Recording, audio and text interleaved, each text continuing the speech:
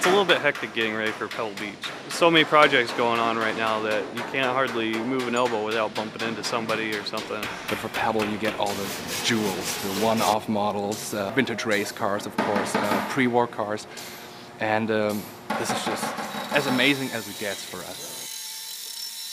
I mean, we're privileged actually that we can live this as a profession. As far as car history goes, we go quite a ways back, all the way to basically the beginning. Every car here tells their own personal story and play a critical part not only in the history of Mercedes-Benz but in history in general. And I think we're responsible for carrying on that story. So it is a journey, especially on a full restoration where you have a rusted hulk of a car come in and you produce something absolutely beautiful out of it. And you have to kind of remember that, where it started from, where it came from. They all have different expertise that come from different walks of life, but with a common love of the car. I see the history as I'm working on the vehicle, who's been there, what's been done to it.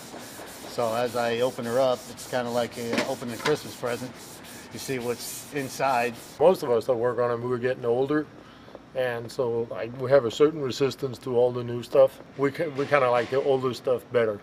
Just absolute amazement at the technology and pride in the product, and pride in keeping things going. It's checking all the tolerances and making sure it's exactly the way it was, and that it meets the standards of Mercedes 50 years after it was made. That's really the challenging part. For us, restoration is, in fact, the ability to present a car that does not look restored at all, looks completely authentic, original. So perfection for us is perfection in detail, perfection in authenticity, perfection in execution of the job.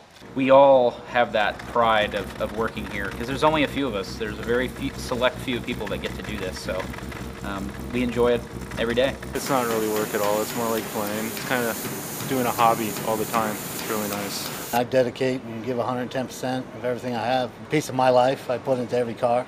It's exciting to see them come back together, and then see them actually run and drive for the first time is always exciting, is a fulfillment. As soon as I could walk, I started hanging out at the gas station. By 13, I had my own shop. I started working on cars with my grandfather when I was about 8 years old. First job that turned into my career was working on Mercedes-Benz, so it's been with me since I was, a little kid.